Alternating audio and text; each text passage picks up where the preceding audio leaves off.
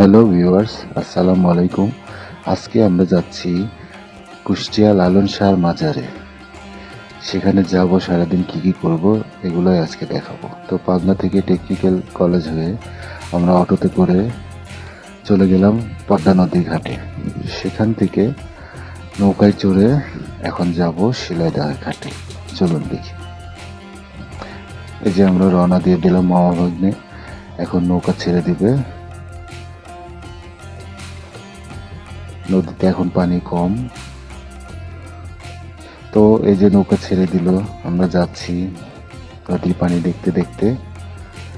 আমাদের সঙ্গে কিছু বাউল শিল্পীরাও মাজারে যাওয়ার জন্যে নৌকা উঠেছিল। তো সবার রিকোয়েস্টে তারা গান শুরু করে দিল। আমরা এখন গান শুনতে শুনতে লালন শাহর মাজারের দিকে যাচ্ছি। নৌকায় আমরা অনেক এনজয় করছি, সবাই তাদের গান উপভোগ করছে এবং খুব মজা নিচ্ছে। আমাদের নৌকা ভ্রমণটা অনেক সুন্দর হয়েছিল তাদের গানের জন্যে। নদীর পানিও দেখতে অনেক সুন্দর দেখা যাচ্ছে।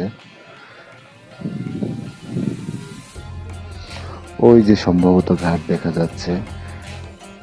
আমরা প্রায় গান শুনতে শুনতে ঘাটের কাছাকাছি এসে পড়েছি।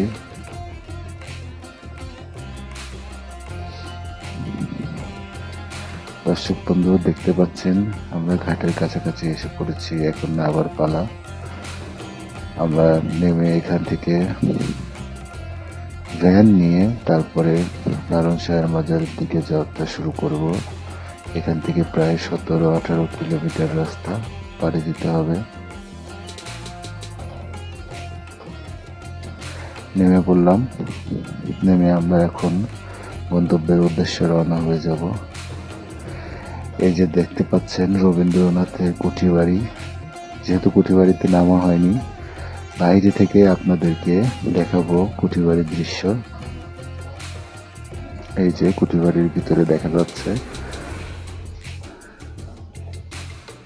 এটা প্রশাসনিক ভবন। রবীন্দ্রনাথ এখানে অনেক সময় পার করেছেন। এই যে একজন সাধু দেখা যাচ্ছে। আমাদের ফেসের অবস্থা অনেক ডাল, কারণ প্রচন্ড রোদ ছিল।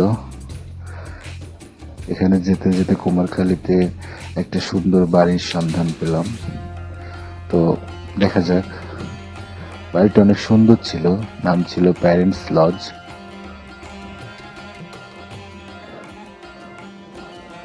চলে আসলাম আলাউদ্দিন নগর মোড়ে।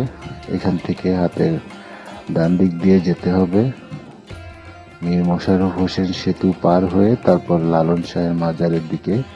এখান থেকে আরো 6-7 কিলো রাস্তা। আমরা এখন রাস্তার উপরে উঠছি।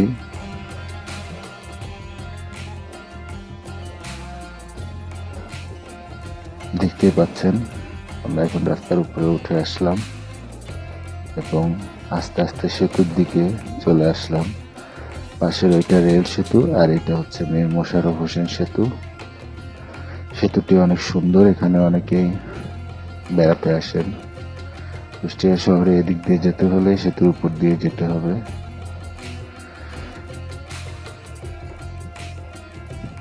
প্রথমে আমরা কুলফি ট্রাই করলাম, তারপরে নামাজের সময় হওয়াতে নামাজ পড়ে নিলাম দুজন মসজিদে। কিছুক্ষণ সময় কাটালাম, তারপর মেলার দিকে আগাইতে থাকলাম।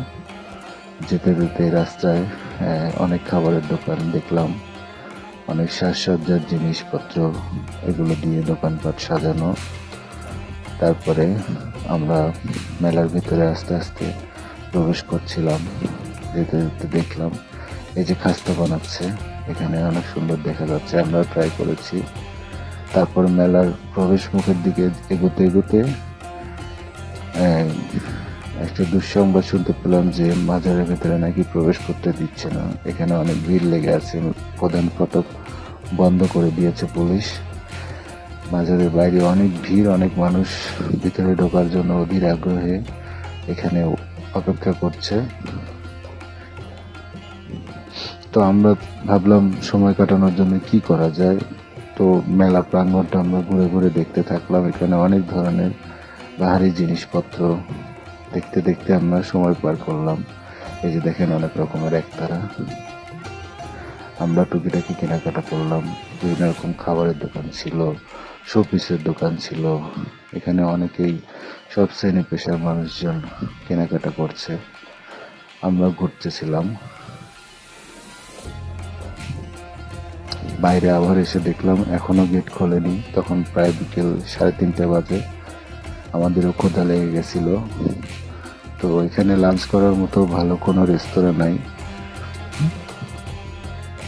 তাই আমরা সিদ্ধান্ত নিলাম কুষ্টিয়া শহরে যাব। এখান থেকে যদি গেট না খোলে তাহলে এখান থেকে আমরা কুষ্টিয়া শহরে চলে যাব।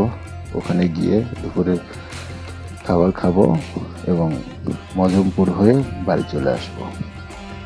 তো যে কথা সেই কাজ। এখানে ঘুরতে ঘুরতে অনেকটা সময় পার করলাম। এখানে বাচ্চাদের বিনোদনের জায়গা। এটা উঠতে আমার অনেক ভয় করে, তাই উঠিনি। বাচ্চারা সবাই অনেক এনজয় করছে এখানে দেখলাম। তারপর ঘুরে ঘুরে অনেক খাবারের দোকান দেখলাম। যেহেতু ক্ষুধা লাগছিল কিন্তু কিছু খেতে পারিনি, শুধু দেখেছি। শেষমেশ আরেকবার মেন গেটে ঢু মেরে আসলাম যে দেখি ঢোকা যায় কিনা। তবুও ঢুকতে না পেরে আমরা শহরে এসে লাঞ্চ করে ফেললাম কাচ্চি ভাইতে। তারপরে এই যে লালন সেতু থেকে চলে আসলাম।